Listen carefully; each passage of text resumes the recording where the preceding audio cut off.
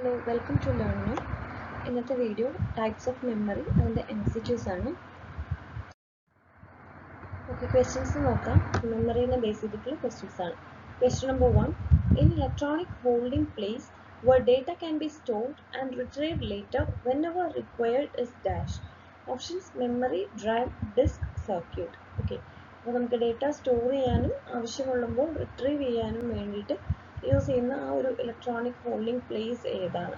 Answer memory.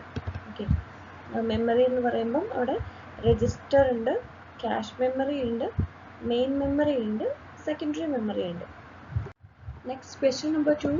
Which of the following is the fastest means of memory access for CPU? Okay, CPU-ന് memory access ചെയ്യാൻ വേണ്ടിയിട്ട് ഏറ്റവും fast ആയിട്ടുള്ളത് ഏതാണ്? ഏത് ടൈപ്പ് ഓഫ് മെമ്മറിയാണ്? Options: registers, cache, main memory, virtual memory. Answer registers ആണ്. Okay, അപ്പം CPU-യുടെ ഏറ്റവും അടുത്തിരിക്കുന്ന മെമ്മറിയാണ് രജിസ്റ്റേഴ്സ് എന്ന് പറയുന്നത്. അതൊരു ചെറിയ ടെമ്പററി ആയിട്ടുള്ള ലൊക്കേഷൻ ആണ്. അപ്പം നമ്മൾ എവിടെ സ്റ്റോർ ചെയ്താലും മെയിൻ മെമ്മറിയിലാണെങ്കിൽ, അതായത് സെക്കൻഡറി മെമ്മറിയിലുള്ളത് അതിൻ്റെ ഈ ഫാസ്റ്റസ്റ്റ് മെമ്മറി ആയിട്ടുള്ള രജിസ്റ്റേഴ്സിലേക്ക് മാറ്റിയതിന് ശേഷമാണ് CPU അത് ആക്സസ് ചെയ്യുന്നത്. ഓക്കെ, CPU-ന് ഏറ്റവും ഈസി ആയിട്ട് ആക്സസ് ചെയ്യാൻ പറ്റുന്നത് രജിസ്റ്റേഴ്സിൽ ഉള്ളപ്പോഴാണ്. Question number 3. The memory implemented using semiconductor chips is options: cache, main, secondary, registers. Okay, അപ്പം semiconductor chips യൂസ് ചെയ്ത് ഇംപ്ലിമെൻറ്റ് ചെയ്യുന്ന മെമ്മറി ഏതാണ്? Answer is main memory. Main memory semiconductor chips use ചെയ്തിട്ടാണ് implement ചെയ്യുന്നത്. അപ്പോൾ main memory locate ചെയ്തിട്ടുള്ളത് നമ്മുടെ mother ബോർഡിനകത്താണ്. അതിനകത്ത് നമുക്ക് റാമും അതുപോലെ തന്നെ ചെറിയ രീതിയിൽ റോമും ആണ് ഉള്ളത്. Okay, next question. Size of dash memory depends upon the size of address bus. Address ബസ്സിന് സൈസിനെ ഡിപ്പെൻഡ് ചെയ്തിരിക്കുന്ന മെമ്മറി ഏതാണ്?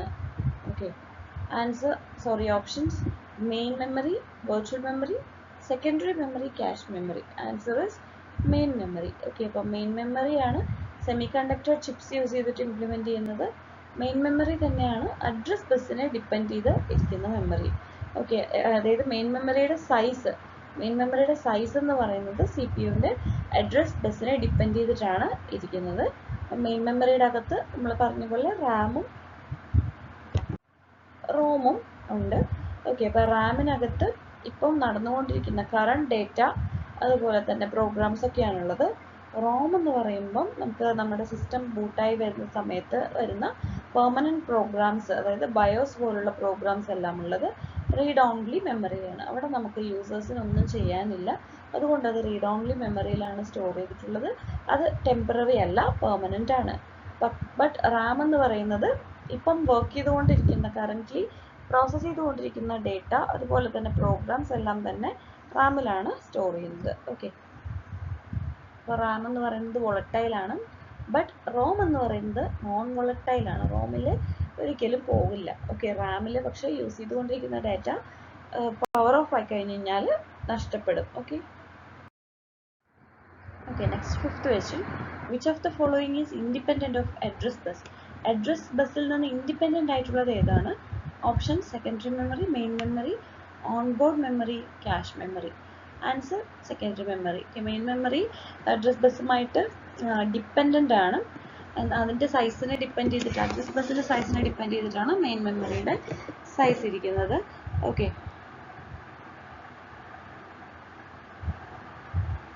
സെക്കൻഡറി മെമ്മറി ആണെങ്കിൽ ഇൻഡിപെൻഡൻ്റ് ഓഫ് അഡ്രസ് ബസ് ആണ്. ഓക്കെ, പിന്നെ സെക്കൻഡറി മെമ്മറിയുടെ സ്റ്റോറേജ് സ്പേസ് വളരെ കൂടുതലായിരിക്കും. അതുപോലെ തന്നെ മെയിനായിട്ട് അത് ഇംപ്ലിമെൻറ്റ് ചെയ്യുന്നത് മാഗ്നറ്റിക് സ്റ്റോറേജ് ഡിവൈസസ് ആയിട്ടായിരിക്കും സെക്കൻഡറി മെമ്മറി ഇംപ്ലിമെൻറ്റ് ചെയ്യുന്നത്. Okay, next question number 6. Dash storage is A system where a robotic arm will connect or disconnect offline mass storage media according to the computer operating system demands. Options: secondary, virtual, tertiary, magnetic. Okay, അപ്പം ഏത് storage സിസ്റ്റമാണ് ഒരു robotic ആം use ചെയ്തിട്ട് കണക്ഷനും ഡിസ്കണക്ഷനും നടത്തുന്നത്. Okay, operating system ഡിമാൻഡ്സിനനുസരിച്ചിട്ട്. Okay, answer tertiary storage ആണ്. Next, question number 7. What is the location of internal registers of CPU? Options: internal, on chip, external, motherboard. Answer is on chip ആണ്. Okay, internal registers CPU ലെ internal registers ന്റെ location on chip ആണ്. അപ്പം internal registers on chip ലായിരിക്കും. അതുപോലെ തന്നെ CPU യുടെ അകത്താണുള്ളത്. പിന്നെ അതിൻ്റെ ഉള്ളിൽ L1 ക്യാഷും കൂടി ഉണ്ടായിരിക്കും. Okay, next question number 8. MAR stands for.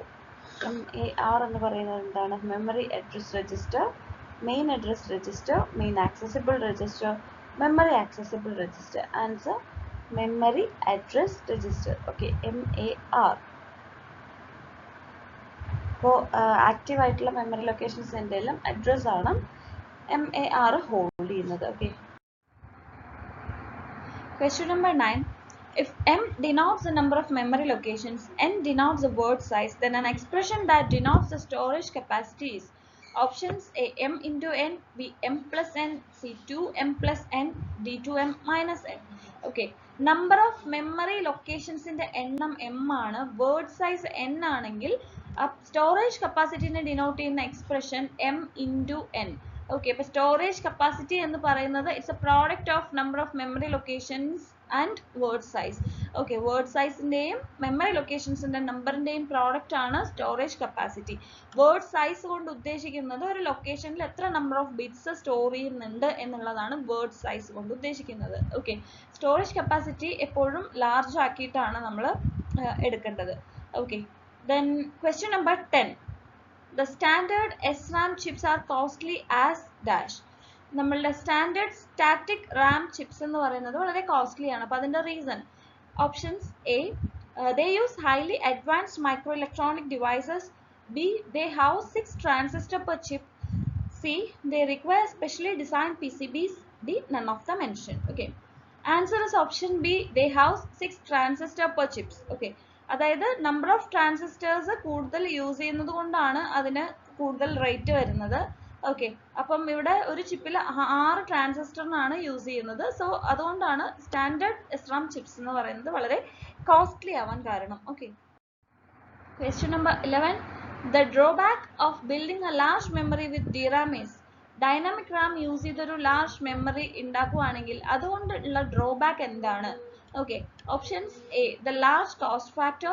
B, the inefficient memory organization. C, the slow speed of operation. D, all of the mentioned. Okay, answer option C, the slow speed of operation ആണ്. Okay, അപ്പം DRAMs നമ്മൾ കൂടുതലും use ചെയ്യുന്നത് ഒരു substitute കണ്ടെത്തുന്നത് വരേക്കും നമുക്ക് കുറച്ച് കാലത്തേക്ക് ലാർജ് മെമ്മറി മോഡ്യൂൾസ് നമുക്ക് സ്റ്റോർ ചെയ്യാൻ വേണ്ടിയിട്ട് നമുക്ക് യൂസ് ചെയ്യാനാണ്. Okay, question number 12. The fastest data access is provided using options: A, cache, B, DRAM, C, SRAM, D, registers. Okay, answer is option D, registers. Registers ആണ് ഏറ്റവും fastest data access. CPU-ന്റെ ഏറ്റവും അടുത്ത് നിൽക്കുന്ന ഒരു മെമ്മറി ലൊക്കേഷൻ ആണ് register എന്ന് പറയുന്നത്. So fastest data access provide ചെയ്യുന്നത് രജിസ്റ്റേഴ്സ് യൂസ് ചെയ്തിട്ടാണ്. പ്രോസസ്സറിന്റെ ഉള്ളിൽ തന്നെയാണ് രജിസ്റ്റേഴ്സ് ഇരിക്കുന്നത്. Okay, question number 13. The memory which is used to store the copy of data or instructions stored in large memories inside the CPU is called. Options: level 1 cache, level 2 cache, registers, TLB. Okay, അപ്പം CPU-യുടെ അകത്ത് നമുക്ക് large ഏരിയാസിൽ memory, അതായത് ഡേറ്റയും അതുപോലെ തന്നെ ഇൻസ്ട്രക്ഷൻസിൻ്റെയും എല്ലാം copy store ചെയ്യാൻ വേണ്ടി use ചെയ്യുന്ന മെമ്മറി ഏതാണ്? ഓക്കെ, CPU-യുടെ അകത്താണ് നമുക്കിപ്പം വളരെയധികം ഡേറ്റാസും ഇൻസ്ട്രക്ഷൻസും നമുക്ക് അതിനകത്തേക്ക് സ്റ്റോർ ചെയ്യാൻ വേണ്ടി യൂസ് ചെയ്യുന്ന മെമ്മറി ലെവൽ 1 ക്യാഷ് ആണ്. ഓക്കെ, അപ്പോൾ ലാർജർ മെമ്മറീസിലേക്ക് നമുക്ക് ഈ ഡേറ്റ മാപ്പ് ചെയ്യാൻ വേണ്ടിയിട്ട് യൂസ് ചെയ്യുന്നത് ലെവൽ 1 ക്യാഷ് ആണ്. Okay, question number 14. Larger memory place between the primary cash and the memory. Okay, ഒരു മെമ്മറി ഡിവൈസ്, നമ്മുടെ ഒരു മെമ്മറി അതുപോലെ തന്നെ പ്രൈമറി ക്യാഷ് L1 ക്യാഷിന്റെ ഇടയിൽ വരുന്ന മെമ്മറി ഏതാണെന്നുള്ളതാണ് ചോദിക്കുന്നത്. Options A L1 cash, L2 cash, EEPROM TLB. Okay, answer is option B, L2 cash ആണ്. Okay, level 2 cash ആണ്. പ്രൈമറി ക്യാഷിന്റെയും ബാക്കി മെമ്മറിയുടെ ഇടയിൽ വരുന്ന മെമ്മറി. ഓക്കെ, അവിടെ മെമ്മറി മാപ്പിംഗ് കുറച്ചും കൂടി ഇഫക്റ്റീവ് ആക്കി നടത്താൻ വേണ്ടിയിട്ടാണ് L2 ക്യാഷ് ഉള്ളത്. Okay, next is question number 15. The next level of memory hierarchy after L2 cache is.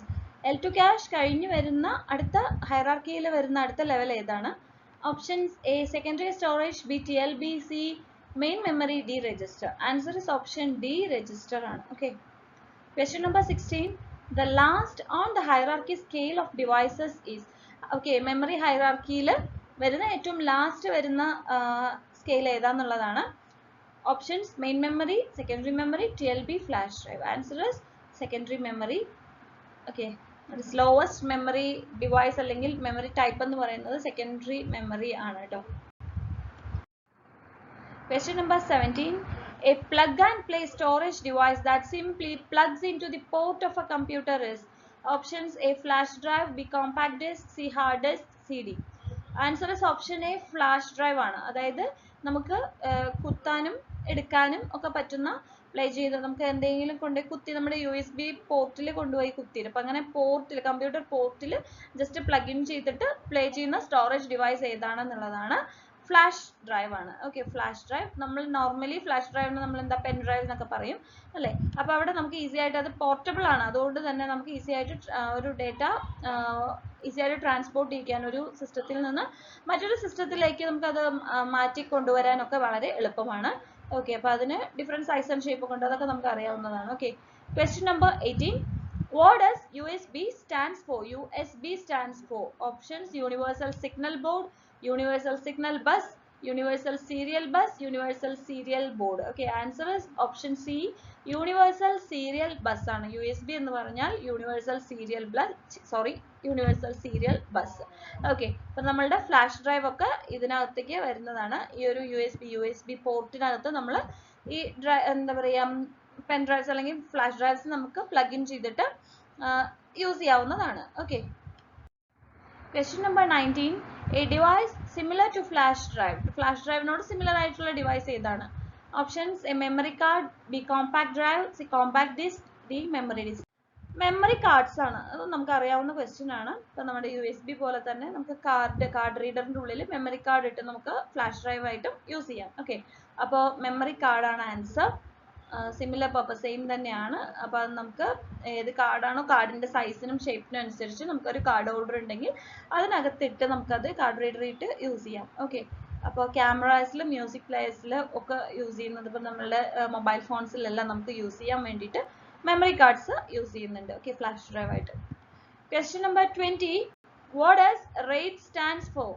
RAIDിന്റെ full form എന്താണെന്നുള്ളതാണ് question. Options A redundant array of independent disk, B redundant array of inexpensive disk, C redundant array of intermediate disk, D redundant array of improper disk. Okay, answer is option A redundant array of independent disk ആണ്. Okay, RAID stands for redundant array of independent disk. Okay, അവിടെ നമുക്ക് data bits ആയിട്ട് data നമുക്ക് store ചെയ്യാനായിട്ട് പറ്റും. അങ്ങനെയുള്ള കുറേ ഡിസ്കുകളുടെ ഒരു array ആണ് RAID. Okay, so it stands for redundant array of independent disk. question number 21. A set of hard disk drive with a controller mounted in a single box forming a single large storage unit is dash. Options A disk drive, B drives, C compact drives, D multi-cores. Okay, അപ്പോൾ അതായത് നമ്മൾക്ക് കുറച്ച് hard disk ഡ്രൈവിൻ്റെ set ഒരു single ബോക്സിനകത്ത് mount ചെയ്ത് ഒരു കൺട്രോളറും set ചെയ്ത് ഒരു സിംഗിൾ ലാർജ് സ്റ്റോറേജ് യൂണിറ്റ് ആയിട്ട് അതിനെ ആക്ട് ചെയ്യിപ്പിക്കുന്നു. അപ്പോൾ അങ്ങനെയുള്ളതിന് എന്താണ് പറയുന്നത്? Answer disk array. നമ്മൾ നേരത്തെ പറഞ്ഞ RAID തന്നെയാണ് disk array, redundant array of independent disk. Okay, disk array ആണ്. ഹാർഡ് ഡിസ്ക് ഡ്രൈവിന് ഒരു സിംഗിൾ ബോക്സിൽ സെറ്റ് ചെയ്ത് കൺട്രോളർ വെച്ച് ഒരു വലിയ ലാർജ് യൂണിറ്റ് ആക്കി മാറ്റുന്നു. Okay, disk array. question number 22. The process in which a file is partitioned into small parts and different parts are stored in different disk is called dash. Okay. നമുക്ക് ഒരു ഫയലിനെ partition ചെയ്ത് ചെറിയ പാർട്ടുകളാക്കുന്നു. എന്നിട്ട് different ആയിട്ടുള്ള പാർട്സിനെ നമ്മൾ ഡിഫറെൻറ്റ് ഡിസ്കുകളിലേക്ക് സ്റ്റോർ ചെയ്യുന്നു. ഇങ്ങനെയുള്ള പ്രോസസ്സിന് എന്താണ് പറയുന്നത്? ഓപ്ഷൻസ് റെയ്ഡ്, മിററിംഗ്, സ്ട്രിപ്പിംഗ്, ഡിറേറ്റ് classification. Answer is option C, striping ആണ്. ഓക്കെ, ഒരു ഫയലിനെ പാർട്ടീഷൻ ചെയ്ത് കുറേ പാർട്സ് ആക്കിയിട്ട് അതിൽ ഡിഫറെൻറ്റ് വേറെ വേറെ പാർട്ടുകളെ വേറെ വേറെ ഡിസ്കിലേക്ക് സ്റ്റോർ ചെയ്യുന്നു. ഓക്കെ, അപ്പോൾ ഇതുകൊണ്ട് റിലയബിലിറ്റി എന്ന് പറയുന്നത് വളരെ ഇമ്പോർട്ടൻ്റ് ആണ്. അപ്പോൾ ഇത് റിലയബിലിറ്റി അച്ചീവ് ചെയ്യാൻ വേണ്ടിയിട്ടാണ് ഈ മിററിങ്ങും സ്ട്രിപ്പിങ്ങും എല്ലാം തന്നെ ഡിസ്ക് അറേസിൽ യൂസ് ചെയ്യുന്നത്. സ്ട്രിപ്പിംഗ് എന്ന് പറയുന്നത് ഇപ്പോൾ പറഞ്ഞതുപോലെ ഒരു ലാർജ് ഫയൽസിനെ കുറച്ച് സ്മോളർ പാർട്സ് ആക്കുന്നു, എന്നിട്ട് അതിനെ ഡിഫറെൻറ്റ് ഡിസ്കിലേക്ക് സ്റ്റോർ ചെയ്യുന്നു. Okay, question number 23. Which of the following is not a magnetic disk? Magnetic disk അല്ലാത്തത് ഏത്? Options A floppy, B Winchester disk, C zip disk, D flash drive. Okay, അപ്പോൾ flash drive എന്ന് പറയുന്നത് ഒരു magnetic disk അല്ല, ബാക്കി മൂന്നെണ്ണവും magnetic disk തന്നെയാണ്. ഓക്കെ, അപ്പം സെക്കൻഡറി സ്റ്റോറേജിൽ വരുന്ന മാഗ്നറ്റിക് ഡിസ്ക് ആണ് floppy, Winchester disk, zip disk ഒക്കെ. ഫ്ലാഷ് ഡ്രൈവ് എന്ന് പറയുന്നത് മറ്റൊരു ടൈപ്പ് ഓഫ് മെമ്മറി ഡിവൈസ് ആണ്. Okay, question number 24. Which of these are considered as primary memory? Okay, ഇതിൽ RAM, ROM, cache, A and B. അപ്പോൾ ഇതിൽ primary memory ഏതാണ്? RAM and ROM ആണ് അല്ലേ? Answer is both A and B. Question number 25. Which of these statements are correct for SRAM? SRAMന്റെ കേസിൽ correct ആയിട്ടുള്ള statement ഏതാണ്? Options it needs refreshing, B it uses capacitors to store data, C it uses transistors to store data, D none of these. Okay, അപ്പോൾ ഇതിൽ correct statement എസ്റാമിനെ base ചെയ്തിട്ട് വരുന്നത് correct statement ഏതാണ്? Answer is option C, it uses transistor to store data.